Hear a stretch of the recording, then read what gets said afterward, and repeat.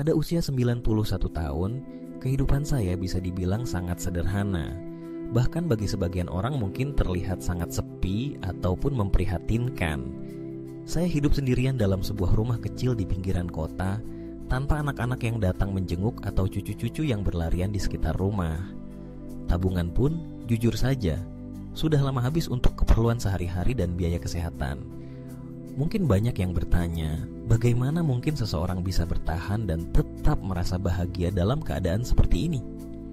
Hari ini, saya hanya ingin membagikan 3 hal yang selalu membuat saya mampu berjalan melewati hari demi hari dengan hati lapang, umur panjang, dan ketenangan batin, sekalipun tidak ada kemewahan, tidak ada data keluarga di sisi saya, dan tanpa tabungan untuk masa tua. Hal pertama yang selalu saya syukuri adalah kebiasaan menerima realita dengan lapang dada. Di usia muda dulu, saya pernah bermimpi memiliki keluarga besar, anak-anak yang sukses, dan tabungan cukup untuk menjamin hari tua. Namun hidup tidak berjalan sesuai harapan. Saya pernah menikah, tapi takdir berkata lain, dan kami tidak dikaruniai anak. Ketika suami saya meninggal dunia di usia parubaya, seluruh dunia rasanya runtuh. Saya memahami waktu itu bahwa terlalu lama meratapi kehilangan hanya akan menjerat saya dalam lingkaran kepedihan yang terus berulang. Saya belajar melepaskan, menerima kenyataan, dan berdamai dengan apa yang saya miliki. Hidup tidak menawarkan pilihan sempurna, tetapi ketika hati mampu berdamai dengan kenyataan, kebahagiaan perlahan-lahan hadir. Saya latih hati ini untuk melihat sekitar dan menemukan keindahan dalam hal kecil. Suara burung di pagi hari, wangi tanah setelah hujan, atau secangkir teh hangat di sore hari. Penerimaan realita bukan berarti menyerah pada keadaan, tapi belajar untuk menyesuaikan harapan dengan apa yang ada di depan mata. Kedua adalah membangun rutinitas sederhana yang bermakna. Kehidupan tanpa rutinitas bagaikan lautan tanpa arah. Di masa pensiun, banyak rekan saya yang merasa hampa karena kehilangan pekerjaan dan identitas. Saya pun sempat merasakan hal tersebut. Namun saya bertekad untuk tidak larut dalam kekosongan. Saya bangun pagi, membersihkan rumah, menyiram bunga di halaman kecil, lalu menyiapkan sarapan sederhana. Setelah itu, saya membaca koran atau buku, menonton televisi, kadang berbicara dengan tetangga yang lewat di depan rumah. Sore hari saya berjalan kaki di sekitar blok. Malam saya berdoa dan bersyukur sebelum tidur. Rutinitas sederhana ini memberi struktur sekaligus tujuan kecil setiap hari. Saya merasa tetap punya kendali atas hidup saya. Tidak perlu hal besar. Memasak untuk diri sendiri, menulis catatan harian, atau sekadar menyapa tetangga memberikan perasaan bahwa saya masih ada, masih berarti, dan masih mampu melakukan sesuatu untuk diri sendiri maupun orang sekitar. Ketiga, menjaga hubungan dengan lingkungan sekitar dan terus belajar bersyukur. Saya tidak punya anak atau keluarga yang menemani, tapi saya sadar bahwa manusia tetap makhluk sosial. Saya berusaha untuk ramah kepada tetangga, berbagi makanan sederhana saat ada kelebihan, atau sekadar tersenyum dan menyapa dengan tulus. Dari mereka, saya sering mendapat bantuan kecil namun sangat berarti, seperti membelikan obat ketika saya sakit atau mengantar pergi ke klinik saat diperlukan. Kepercayaan pada kebaikan manusia membuat hidup terasa lebih ringan. Selain itu, saya selalu berusaha belajar bersyukur, meski hanya untuk hal-hal kecil. Setiap malam saya mengingat setidaknya 3 hal baik yang terjadi hari itu, walaupun terkadang hanya semudah, hari ini cuacanya cerah, atau saya bisa makan dengan lahap. Rasa syukur ini menjadi kekuatan luar biasa yang menjaga semangat saya. Saya tahu, tidak semua orang tua memiliki keluarga besar atau tabungan cukup untuk menjamin masa tua yang aman. Namun dalam usia panjang yang sudah saya lalui, saya menyadari bahwa kebahagiaan dan ketenangan bukan hanya soal materi dan kebersamaan, tapi lebih pada kemampuan mengelola pikiran, membangun rutinitas bermakna, dan menjalin hubungan sosial secukupnya. Saya tidak pernah mengeluh pada siapapun karena tidak punya anak. Saya juga tidak merasa perlu iri pada teman seusia yang sering berkumpul dengan cucu atau melakukan perjalanan keliling dunia dengan uang pensiun mereka.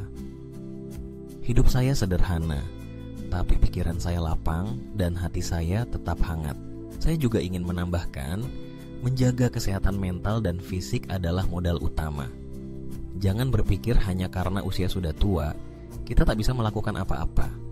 Saya, sampai hari ini, masih berjalan kaki di sekitar rumah, melakukan peregangan tubuh, dan makan makanan seadanya tapi bergizi. Saya hindari makanan instan atau terlalu banyak gula dan garam. Kadang memang terbatas, tapi sepotong pisang dan segelas air hangat di pagi hari membuat saya tetap bugar. Saya percaya bahwa tubuh yang sehat adalah anugerah, tapi tubuh yang dirawat dengan penuh kesadaran akan memberikan umur panjang dan kehidupan yang lebih bermakna. Tak lupa, saya juga banyak berkegiatan untuk menjaga pikiran tetap tajam. Saya senang mengisi teka-teki silang, membaca buku-buku lama, menulis catatan harian, atau sesekali mencoba mempelajari hal baru dari televisi. Misalnya memasak resep sederhana yang tidak pernah saya buat sebelumnya. Penasaran dan keinginan untuk terus belajar membuat hari terasa lebih berisi. Saat ada waktu luang, saya hobi mendengarkan lagu-lagu lama dan ikut bernyanyi pelan-pelan. Lagu-lagu ini mengingatkan saya akan masa muda, membawa nostalgia indah sekaligus mengajarkan arti menghargai perjalanan waktu. Satu hal lagi yang ingin saya bagikan adalah pentingnya berdamai dengan diri sendiri dan masa lalu. Saya punya banyak kenangan manis, juga pahit. Ada penyesalan atas keputusan yang pernah diambil, ada kehilangan besar yang sulit dilupakan. Namun, seiring bertambahnya usia, saya belajar untuk tidak terjebak dalam penyesalan. Saya memaafkan orang lain dan terutama memaafkan diri sendiri. Hidup terlalu singkat untuk diisi dengan kebencian atau kemarahan yang dipelihara. Pengampunan itu membebaskan dan membuat hati saya lebih ringan setiap hari. Mungkin sebagian orang merasa kasihan melihat saya yang hidup sendiri tanpa keluarga dan uang simpanan. Tapi bagi saya, hidup berarti menjalani hari ini dengan penuh syukur dan penerimaan. Saya percaya setiap orang memiliki jalannya sendiri. Saya tidak mengeluh karena dengan menerima kondisi, merawat kebiasaan sederhana, dan membina hubungan baik dengan sekitar, saya justru memperoleh ketenangan luar biasa. Setiap hari saya mengingatkan diri sendiri bahwa hidup bukan tentang berapa banyak yang kita miliki, tapi tentang bagaimana kita mensyukuri yang ada. Jika saya bisa memberi nasihat bagi mereka yang sudah mulai menua atau bahkan siapa saja di usia berapapun, jangan menunggu tua untuk mulai belajar menerima kenyataan dengan lapang dada. Jangan merasa rendah diri karena tidak punya cukup harta atau keluarga besar. Bangunlah rutinitas sederhana yang membuat hari-hari jadi bermakna. Dekatkan diri dengan tetangga, lingkungan sekitar, dan jangan pernah lupa bersyukur atas nikmat sekecil apapun. Jagalah tubuh, rawat pikiran, dan maafkan masa lalu. Jangan biarkan penyesalan menghalangi langkah ke depan. Saya menikmati waktu minum teh di sore hari sambil menulis catatan harian tentang peristiwa kecil yang terjadi. Sesekali, saya sengaja keluar rumah dan duduk di bangku depan rumah hanya untuk menyapa anak-anak tetangga yang bermain dan sesekali berbagi permen. Mereka mungkin tidak sadar, tawa dan keriangan mereka menularkan energi pada saya. Dalam kesendirian ini, saya belajar bahwa kebahagiaan bisa hadir dari berbagi, sekecil apapun bentuknya. Saya juga tidak menyangkal bahwa kadang ada rasa sepi, namun saya tidak pernah membiarkan kesepian itu berubah menjadi kepahitan. Jika merasa sedih, saya tulis dalam buku harian, seolah berbicara pada sahabat lama.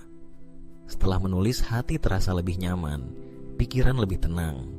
Kadang saya menangis sebentar, lalu kembali tersenyum karena menyadari saya masih diberi kesehatan untuk menjalani hari berikutnya. Saya tidak tahu sampai kapan saya akan hidup, tetapi saya yakin selama saya tetap menjaga hati, pikiran, tubuh, dan hubungan dengan sekitar, hidup akan terus bermakna.